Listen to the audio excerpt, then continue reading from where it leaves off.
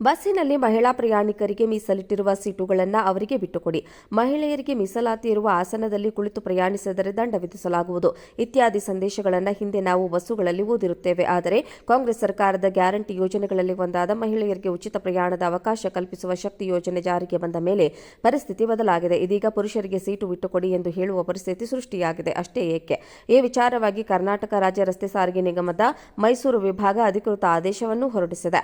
ಮಹಿಳಾ ಪ್ರಯಾಣಿಕರೇ ಹೆಚ್ಚು ಇರುವ ಈ ಕಾರಣ ಪುರುಷ ಪ್ರಯಾಣಿಕರಿಗೆ ಸೀಟು ಸಿಗ್ತಾ ಇಲ್ಲ ಎಂಬ ಆರೋಪಗಳು ಕೇಳಿಬಂದಿವೆ.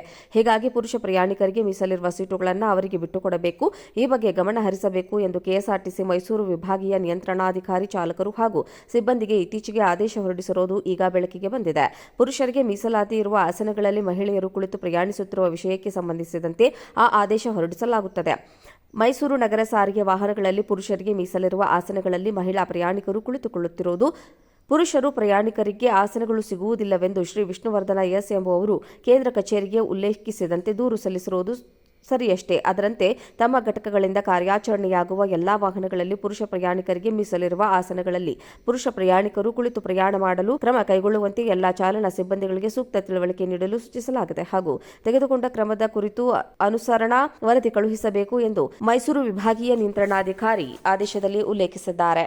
ಬಸ್ಸಿನಲ್ಲಿ ಮಹಿಳಾ ಪ್ರಯಾಣಿಕರಿಗೆ ಮೀಸಲಿಟ್ಟಿರುವ ಸೀಟುಗಳನ್ನು ಅವರಿಗೆ ಬಿಟ್ಟುಕೊಡಿ, ಮಹಿಳೆಯರಿಗೆ ಮೀಸಲಾತಿ ಇರುವ ಆಸನದಲ್ಲಿ ಕುಳಿತು ಪ್ರಯಾಣಿಸಿದರೆ ದಂಡ ವಿಧಿಸಲಾಗುವುದು ಇತ್ಯಾದಿ ಸಂದೇಶಗಳನ್ನು ಹಿಂದೆ ನಾವು ಬಸ್ಸುಗಳಲ್ಲಿ ಓದಿರುತ್ತೇವೆ. ಆದರೆ ಕಾಂಗ್ರೆಸ್ ಸರ್ಕಾರದ ಗ್ಯಾರಂಟಿ ಯೋಜನೆಗಳಲ್ಲಿ ಒಂದಾದ ಮಹಿಳೆಯರಿಗೆ ಉಚಿತ ಪ್ರಯಾಣದ ಅವಕಾಶ ಕಲ್ಪಿಸುವ ಶಕ್ತಿ ಯೋಜನೆ ಜಾರಿಗೆ ಬಂದ ಮೇಲೆ ಪರಿಸ್ಥಿತಿ ಬದಲಾಗಿದೆ. ಇದೀಗ ಪುರುಷರಿಗೆ ಸೀಟು ಬಿಟ್ಟುಕೊಡಿ ಎಂದು ಹೇಳುವ ಪರಿಸ್ಥಿತಿ ಸೃಷ್ಟಿಯಾಗಿದೆ. ಅಷ್ಟೇ ಏಕೆ, ಈ ವಿಚಾರವಾಗಿ ಕರ್ನಾಟಕ ರಾಜ್ಯ ರಸ್ತೆ ಸಾರಿಗೆ ನಿಗಮದ ಮೈಸೂರು ವಿಭಾಗ ಅಧಿಕೃತ ಆದೇಶವನ್ನು ಹೊರಡಿಸಿದೆ.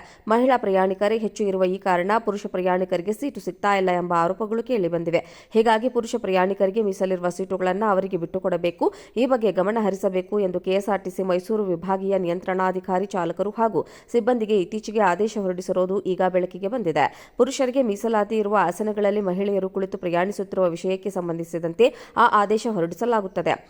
ಮೈಸೂರು ನಗರ ಸಾರಿಗೆ ವಾಹನಗಳಲ್ಲಿ ಪುರುಷರಿಗೆ ಮೀಸಲಿರುವ ಆಸನಗಳಲ್ಲಿ ಮಹಿಳಾ ಪ್ರಯಾಣಿಕರು ಕುಳಿತುಕೊಳ್ಳುತ್ತಿರುವುದು, ಪುರುಷರು ಪ್ರಯಾಣಿಕರಿಗೆ ಆಸನಗಳು ಸಿಗುವುದಿಲ್ಲವೆಂದು ಶ್ರೀ ವಿಷ್ಣುವರ್ಧನ ಎಸ್ ಎಂಬುವವರು ಕೇಂದ್ರ ಕಚೇರಿಗೆ ಉಲ್ಲೇಖಿಸಿದಂತೆ ದೂರು ಸಲ್ಲಿಸಿರುವುದು ಸರಿಯಷ್ಟೇ. ಅದರಂತೆ ತಮ್ಮ ಘಟಕಗಳಿಂದ ಕಾರ್ಯಾಚರಣೆಯಾಗುವ ಎಲ್ಲಾ ವಾಹನಗಳಲ್ಲಿ ಪುರುಷ ಪ್ರಯಾಣಿಕರಿಗೆ ಮೀಸಲಿರುವ ಆಸನಗಳಲ್ಲಿ ಪುರುಷ ಪ್ರಯಾಣಿಕರು ಕುಳಿತು ಪ್ರಯಾಣ ಮಾಡಲು ಕ್ರಮ ಕೈಗೊಳ್ಳುವಂತೆ ಎಲ್ಲಾ ಚಾಲನಾ ಸಿಬ್ಬಂದಿಗಳಿಗೆ ಸೂಕ್ತ ತಿಳುವಳಿಕೆ ನೀಡಲು ಸೂಚಿಸಲಾಗಿದೆ ಹಾಗೂ ತೆಗೆದುಕೊಂಡ ಕ್ರಮದ ಕುರಿತು ಅನುಸರಣಾ ವರದಿ ಕಳುಹಿಸಬೇಕು ಎಂದು ಮೈಸೂರು ವಿಭಾಗೀಯ ನಿಯಂತ್ರಣಾಧಿಕಾರಿ ಆದೇಶದಲ್ಲಿ ಉಲ್ಲೇಖಿಸಿದ್ದಾರೆ.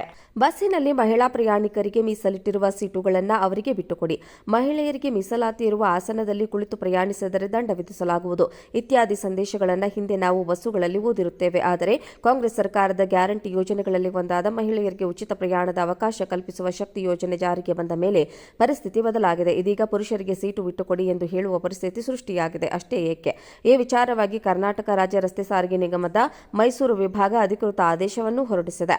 ಮಹಿಳಾ ಪ್ರಯಾಣಿಕರೇ ಹೆಚ್ಚು ಇರುವ ಈ ಕಾರಣ ಪುರುಷ ಪ್ರಯಾಣಿಕರಿಗೆ ಸೀಟು ಸಿಗ್ತಾ ಇಲ್ಲ ಎಂಬ ಆರೋಪಗಳು ಕೇಳಿಬಂದಿವೆ.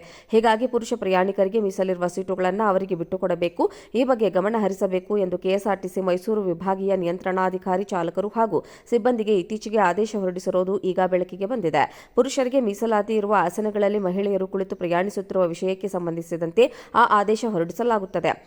ಮೈಸೂರು ನಗರ ಸಾರಿಗೆ ವಾಹನಗಳಲ್ಲಿ ಪುರುಷರಿಗೆ ಮೀಸಲಿರುವ ಆಸನಗಳಲ್ಲಿ ಮಹಿಳಾ ಪ್ರಯಾಣಿಕರು ಕುಳಿತುಕೊಳ್ಳುತ್ತಿರುವುದು, ಪುರುಷರು ಪ್ರಯಾಣಿಕರಿಗೆ ಆಸನಗಳು ಸಿಗುವುದಿಲ್ಲವೆಂದು ಶ್ರೀ ವಿಷ್ಣುವರ್ಧನ ಎಸ್ ಎಂಬುವವರು ಕೇಂದ್ರ ಕಚೇರಿಗೆ ಉಲ್ಲೇಖಿಸಿದಂತೆ ದೂರು ಸಲ್ಲಿಸಿರುವುದು ಸರಿಯಷ್ಟೇ. ಅದರಂತೆ ತಮ್ಮ ಘಟಕಗಳಿಂದ ಕಾರ್ಯಾಚರಣೆಯಾಗುವ ಎಲ್ಲಾ ವಾಹನಗಳಲ್ಲಿ ಪುರುಷ ಪ್ರಯಾಣಿಕರಿಗೆ ಮೀಸಲಿರುವ ಆಸನಗಳಲ್ಲಿ ಪುರುಷ ಪ್ರಯಾಣಿಕರು ಕುಳಿತು ಪ್ರಯಾಣ ಮಾಡಲು ಕ್ರಮ ಕೈಗೊಳ್ಳುವಂತೆ ಎಲ್ಲಾ ಚಾಲನಾ ಸಿಬ್ಬಂದಿಗಳಿಗೆ ಸೂಕ್ತ ತಿಳುವಳಿಕೆ ನೀಡಲು ಸೂಚಿಸಲಾಗಿದೆ ಹಾಗೂ ತೆಗೆದುಕೊಂಡ ಕ್ರಮದ ಕುರಿತು ಅನುಸರಣಾ ವರದಿ ಕಳುಹಿಸಬೇಕು ಎಂದು ಮೈಸೂರು ವಿಭಾಗೀಯ ನಿಯಂತ್ರಣಾಧಿಕಾರಿ ಆದೇಶದಲ್ಲಿ ಉಲ್ಲೇಖಿಸಿದ್ದಾರೆ.